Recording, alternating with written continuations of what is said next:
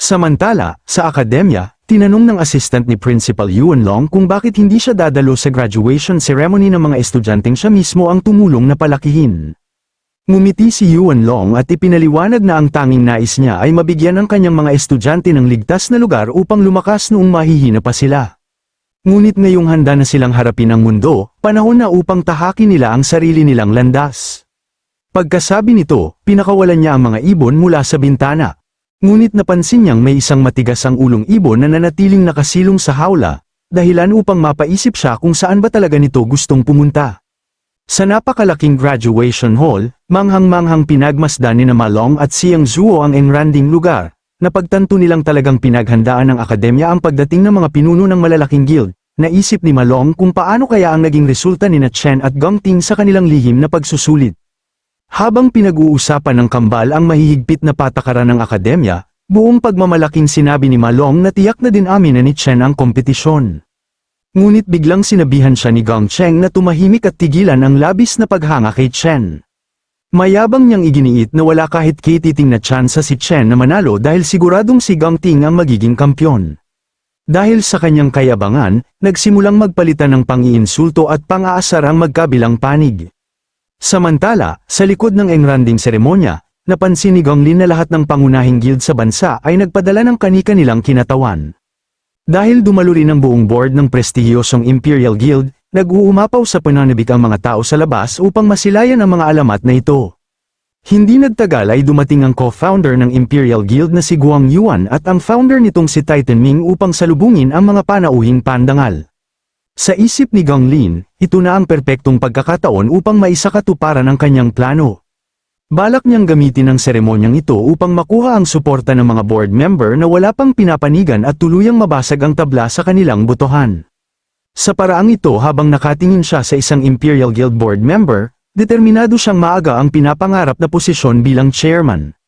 Tiniyak pa niya sa kanyang anak na si Gong Ting na si Carl, ang vice chairman ng World Guild Alliance, mismo ang mag-aabot ng tropeo ng kampyon. Para sa kanya, ito ang magiging simula ng pag-akyat ng kanilang pamilya sa pinakamataas na antas. Gayunpaman, mahigpit niyang binalaan si Gong Ting na huwag itong palpak, inutusan niya itong magbigay ng perpektong talumpati at ipakita sa buong mundo ang tunay nitong halaga. Sa bigat ng inaasahan ng kanyang ama, nanatiling tahimik si Gong Ting habang mahigpit na nakakuyom ang kamao hanggang sa kumulubot ang kanyang papel na hinawakan. Makalipas ang ilang sandali, umakyat sa entablado ang host upang opisyal na simulan ng ika-20,157 National Awakener University Graduation Ceremony. Inanunsyo niyang tapos na ang huling pagsusulit, dahilan upang mapuno ng pananabik sina Ma Long at ang kambal. Nang makaupo na ang lahat ng board members at mga opisyal ng paaralan, opisyal nang nagsimula ang makasaysayang seremonya. Umalingaw-ngaw ang malakas na palakpakan sa buong auditorium, habang tahimik na nakaupo si Gong Ting, sa hindi kalayuan ay kalmadong pinagmamasdan lamang ni Chen ang mga nangyayari. Sunod na umakyat ang taga-anunsyo upang ihayag ang resulta ng pinakamahirap na pagsusulit ng taon. Itinulong niya ang makinang na gintong tropeo na naghihintay sa magiging kampyon at pagkatapos ay ipinakilala ang espesyal na panauhin, si Carl Cavendish, Vice Chairman ng Global Guild Alliance. Sa ilalim ng matitingkad na ilaw at masigabong palakpakan, umakyat si Carl sa entablado upang personal na ipahayag ang mananalo. Nagpasalamat muna siya sa Imperial Guild sa kanilang imbitasyon at sinabing isang karangalan para sa kanya na masaksihan ang susunod na henerasyon ng pinakamahuhusay na Awakeners ng Isteria. Ngunit agad niyang ginulat ang lahat nang sabihin niyang may hindi inaasahang nangyari sa huling pagsusulit, labis na nagulat sina Ma Long at ang kambal nang ibunyag niyang ang D-rank dungeon na nakatalaga sa exam ay isa palang B-rank dungeon na itinago lamang ang tunay nitong antas. Nang marinig ito ay agad na kumalat ang takot sa mga estudyante. Nagbulungan ang karamihan dahil maging ang mga propesyonal na koponan ay nahihirapang harapin ang B-rank dungeon, nagtaka silang lahat kung paano ito nalampasan ng mga estudyante. Ipinaliwanag ni Carl na nang mawalan na ng pag-asa ang lahat, isang estudyante ang gumawa ng imposible, sa pamamagitan lamang ng kanyang husay at perpektong teknik, nagawa nitong mag-isang talunin ang B-rank dungeon boss at maiuwi ng buhay ang buong koponan. Habang tahimik na nakikinig sina Chen at Gong Ting, itinaas ni Carl ang kanyang kamay at opisyal na idineklara si Gong Ting bilang kampyon ng taon. Bumuhos ang confetti habang tumayo si Gong Ting upang tanggapin ang dumadagundong na palakpakan. Samantala, halos hindi makapaniwala sina Ma Long at Xiang Zuo, sigurado silang dinaya ang resulta upang matalo si Chen. Nakita ito ni Gong Cheng at agad na ipinagyabang ang tagumpay ng kanyang kapatid, habang sinasabing talagang kakaiba ang talento nito. Nagbulungan naman ng ibang estudyante, sinasabing ang mag-isang paglilinis ng isang B-rank dungeon ay isang bagay na hindi nila kayang gawin. Patuloy ang paghanga ng karamihan kay Gong Ting sa kanyang maalamat na lakas at itsura habang dahan-dahan siyang umaakyat sa entablado. Samantala ay tahimik lamang siyang pinagmamasdan ni Chen. Ngunit naalala niya ang kanilang lihim na kasunduan ni Gong Ting sa madilim na kuweba. Doon ay inalok siya ni Chen ng unang pwesto kapalit ng buong $1,000,000 na premyo. Ang tanging kondisyon ni Chen ay huwag na huwag niyang ibubunyag ang lihim nitong demonic dual class. Sa kasalukuyan, tahimik na naghihintay si Chen kung ano ang magiging desisyon ng kanyang karibal. Nang tumayo si Gong Ting sa harap ng napakaraming tao, bumalik sa isip niya ang mahigpit na bilin ng kanyang ama na magbigay ng perpektong talumpati. Malugod siyang tinawag ng announcer upang magbigay ng speech bilang kampyon. Kaagad siyang hinangaan ng mga tao, tinawag nila siyang isang tunay na bayani at karapat-dapat na tagapagmana ng prestihiyosong pamilya Gong, dahil dito, buong pagmamalaking ngumiti si Gong Lin.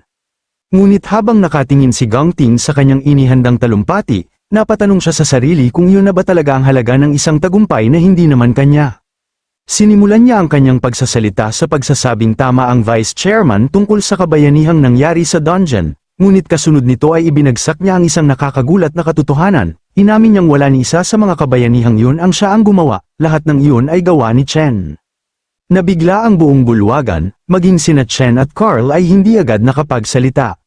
Sa kabilang banda, halos magnitngit sa galit si Gong Lin habang pinapanood ang kanyang anak na sirain ang planong matagal nilang inihanda. Nagpanik din si Gong Chong at hindi makapaniwalang kusang isinuko ng kanyang kapatid ang karangalang iyon habang nagbubulungan sa pagkalito ang mga estudyanteng nasa paligid. Ipinaliwanag ni Gong Ting na nagkaroon ng malaking problema sa pagsusulit. Nawala ng malay ang mga examiner at silang dalawa na lamang ni Chen ang humarap sa panganib habang tahimik siyang pinagmamasdan nito. Pinuri niya si Chen bilang isang henyo at napakahusay na lightning assassin na nagawang lipulin ang napakaraming mataas na antas na halimaw gamit lamang ang sariling kakayahan at likas na talento. Sa panunood niya sa laban ng kanyang karibal, naunawaan niya kung ano ang tunay na lakas, inamin niyang sa buong buhay niya ay hindi pa siya nakakita ng ganoong klaseng lakas. Pagkatapos ay opisyal niyang idineklara si Chen bilang tunay na kampyon. Sa isip ni Chen, natuwa siyang tinupad ni Gong Ting ang kanilang kasunduan at hindi nito isiniwalat ang lihim niyang demonic dual class. Biglang nagkagulo ang buong arena habang kinukwestiyon ng mga tao ang integridad ng akademya, nais nilang malaman kung dinaya ba ang opisyal na resulta. Ngunit sa halip na magalit, bahagya lamang ngumiti si Carl, na tila naaaliw sa hindi inaasahang pangyayari. Sinamantala ni Ma Long at Xiang Zuo ang pagkakataon upang humiling ng masusing imbestigasyon, kumbinsidong sadyang pinigilan si Chen na manalo. Samantala, tahimik lamang ang mga founder ng guild habang pinoproseso ang kaguluhang Sumire sa kanilang maingat na inihandang seremonya. Agad namang hinarap ni Guang Yuan si Gong Lin at hiniling ang malinaw na paliwanag dahil karapatan umano ng publiko na malaman ang katotohanan habang galit na galit niyang winasak ang upuan. Ngunit sa halip na sumagot, buong paghamak na tumalikod si Gong Lin at galit na lumabas ng seremonya, iniwan ang lahat sa gitna ng matinding kalituhan. Habang mag-isang nakatayo sa entablado, pinunit ni Gong Ting ang kanyang inihandang talumpati, desidido na siyang tigilan ang pamumuhay ayon sa kagustuhan ng kanyang ama at simulang tahakin ang sarili niyang landas. Samantala, sa kanyang opisina, pinanood ni Principal Yuan Long ang huling ibon na lumipad palabas ng bintana. Naging simbolo ito ng naging pasya ni Gong Ting na sa wakas ay kontrolin ang sarili niyang kapalaran. Habang pinagmamasdan ang malayang paglipad ng ibon, napangiti ang punong guro. Masaya dahil natagpuan na ng kanyang estudyante ang tamang direksyon ng kanyang buhay. Pagkatapos ay inamin ni Gong Ting ang kanyang pagkatalo kay Chen sa pagkakataong ito. Gayunman, may ngiti siyang puno ng kumpiyansa habang tinitingnan niya si Chen at ipinapangako na sa susunod na laban ay siya na ang mangunguna. Upang maunawaan ang susunod na mangyayari, nalaman natin na ang pandaigdigang sistema ng libu-libong guild ay nahahati sa 5 antas, mula sa pinakamataas na Peak Guild hanggang sa karaniwang Standard Guild. Habang ang Peak Guild ang pinakamakapangyarihan sa lahat, ang Elite Guild naman ang itinuturing na pinakamataas na antas na karaniwang naabot ng malalakas na Awakeners, 12 lamang ang Elite Guild sa buong mundo, kabilang narito ang Imperial Guild. Sa recruitment floor, halos nagmamakaawa ang mga karaniwang nagtapos na tingnan man lamang ng mga recruiter ang kanilang resume. Sa kasamaang palad, agad silang tinanggihan ng Divine Eye Guild, na nagsabing hindi sila tumatanggap ng support class awakeners ngayong taon at pinauwi na lamang ang mga ito. Sa napakahirap na job market, malaking hamon para sa isang ordinaryong graduate ang makatanggap kahit isang alok. Ngunit nagbabago ang lahat kapag inimbitahan kang sumali sa isang elite guild. Hindi nagtagal, iniabot ng HR manager ng Imperial Guild na si Charleston ang employment certificate kay Malong at malugod siyang tinanggap bilang bagong miyembro ng kanilang prestihiyosong organisasyon. Masayang ipinagdiwang naman nina Shang Zuo at Shang Yu ang pagkakatalaga sa Combat Division, habang halos matarante si Malong nang malamang sa research unit siya itatalaga. Pagpasok nila sa napakalaking headquarters, halos hindi nila maitago ang pananabik sa pagsali sa isa sa 12 elite guild sa buong mundo. Sa kabilang banda, pinagmamasdan sila ng iba nilang kaklase na puno ng pagsisisi, sinisisi nila ang kanilang sarili dahil tinanggihan nila noon ang pagkakataong sumama sa koponan ni Chen. Maging si Gang Cheng ay nagngingit-ngit sa galit dahil araw-araw na niyang makakasama sa trabaho ang mismong mga taong kinaiinisan niya. Samantala, sa executive elevator, tinanong ni Titan Ming ang kalagayan ng recruitment. Nalaman niyang dahil sa 2 aplikanteng nakakuha ng perpektong marka, pinalawak nila ang bilang ng kanilang tatanggapin ngayong taon. Pagbukas ng pinto ng elevator, bumungad si Carl Cavendish. Mainit siyang binati ni Titan Ming at tinanong kung dumalaw rin ba ito para sa recruitment, ngunit sinabi ni Carl na may iba siyang pakay, personal siyang naroon upang makipagkita sa isang tao. Doon na pagtanto ni Titan Ming na maging ang pinuno ng World Guild Alliance ay personal na binabantayan ang kanilang bagong talento. Napatawa si Carl at sinabing tunay na sinwerte ang Imperial Guild ngayong taon dahil nakatagpo sila ng isang pambihirang henyo. Samantala, sa registration desk, napansin ni Charleston na may isa pang aplikanteng hindi pa nagsusumite ng kanyang mga dokumento. Inis na tinawag niya si Malong at tinanong kung bakit pinaghihintay ng kanilang star rookie na si Chen ang lahat. Nang mapansing wala nga ang kanilang leader, agad na hinanap ni Malong si Chen sa gitna ng napakaraming tao. Ilang sandali pa, casual na naglakad pabalik si Chen mula sa banyo, nang makita siya ay agad siyang pinagalitan ng kanyang mga kasamahan dahil basta na lamang siyang nawala. Dahil sa pagkaantala, nagreklamo si Charleston at sinabing sadyang mayayabang ang mga bagong graduate na akala mo ay napakahirap kunin. Ipinaalala niya kay Chen na kahit siya pa ang top scorer, kailangan pa rin niyang sumunod sa mga patakaran at agad nang pirmahan ang kontrata. Ngunit walang pag-aalinlang ang sinabi ni Chen na wala siyang balak sumali sa Imperial Guild habang nabulunan ng matanda sa kanyang iniinom sa kanyang narinig. Dahil dito, tuluyang nayanig ang kanyang mga kasamahan, pinayuhan siya ni Malong na mag-isip ng mabuti bago siya magsalita.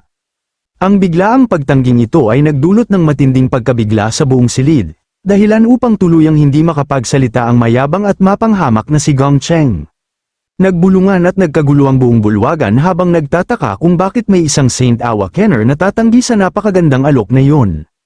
Maging ang mga pinuno ng pinakamalalaking guild ay nagulat. Sa sobrang galit, malakas na hinampas ni Charleston ang kanyang mesa at sinabi na naghanda pa sila ng mataas na posisyon para kay Chen, isang pagkakataong pinapangarap makuha kahit ng mga veteranong Awakeners. Ngunit mahinahong ipinaalala ni Chen na hindi naman siya kailanman pumayag na sumali sa Imperial Guild. Lalong nainis ang recruiter at tinanong kung bakit pa siya nandito. Sa gitna ng kaguluhan, lumapit si Carl Cavendish at sinabing perpekto ang pagkakataong ito. Nang makilala siya ng mga tao, agad na yumuko ang mga bagong graduate habang nagtatakang napadpad ang vice chairman ng World Guild Alliance sa simpleng registration hall. Diretsyong nilapitan ni Carl si Chen at inalok siyang sumama sa Sun Haven kasama niya. Hindi lamang yun, personal pa niyang inalok si Chen ng nominasyon sa Ember Star Knights.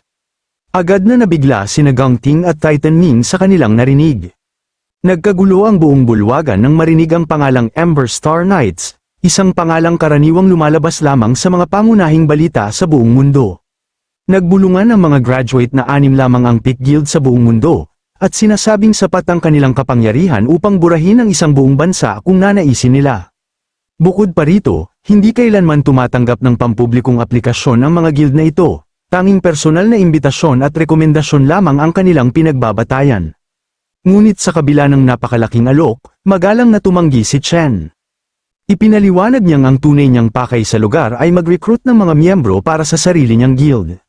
Sa narinig na yun, natigilan sina Malong at ang kambal ng mapagtantong nakapagtatag na pala ng sariling organisasyon ang kanilang kaibigan habang hawak niya ang card ng Black Raven Guild.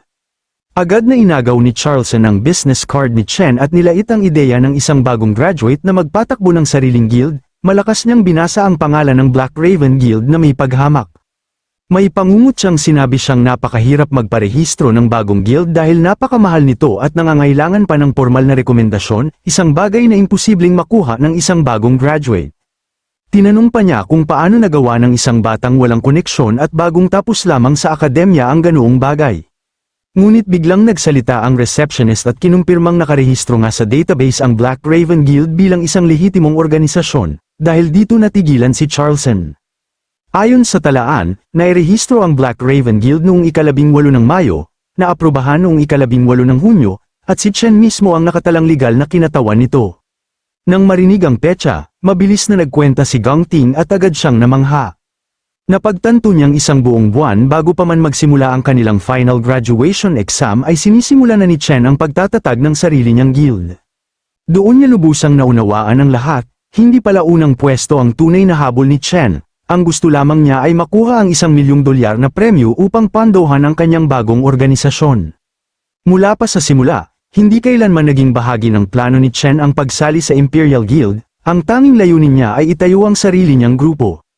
Habang nakatingin sila sa kalmadong si Chen, napagtanto ng mga recruiter na hindi nito kailanman hinangad ang kanilang pagkilala dahil nasa ibang antas na ito mag-isip. Napangiti si Carl at sinabi sa sarili niyang talagang magkapareho si Chen at ang kanyang kapatid, pareho silang may matinding hangarin na maging malaya at gumawa ng sarili nilang landas. Pagkatapos ay ipinaalala ni Chen habang kinuha niya ang kanyang card sa recruiter pabalik, na kailangan ng isang guild ng hindi bababa sa 2 miyembro upang makapasok sa mga dungeon, dahil siya pa lamang ang kasapi ng Black Raven Guild, direkta niyang hinarap ang kanyang karibal. Iniabot niya ang recruitment card kay Gang Ting at inanyayahan itong maging kauna-unahang miyembro ng Black Raven Guild habang naiwan sa pagkatulala si Gang Ting sa nangyayari.